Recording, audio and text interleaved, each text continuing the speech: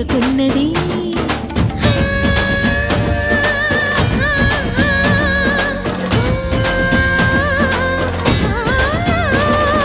భవుని భువికి తరలించేలా ధరణి దివిని తలపించేలా రసతరంగిణి లీలా ఎదిని నృత్యరతులు చేయగలిగే వేళ భరత వేదముగా నిరత నాట్యముగా కదిలిన పదమిది ఈశా శివని వేదనగా వని వేదనగా పలికెను పద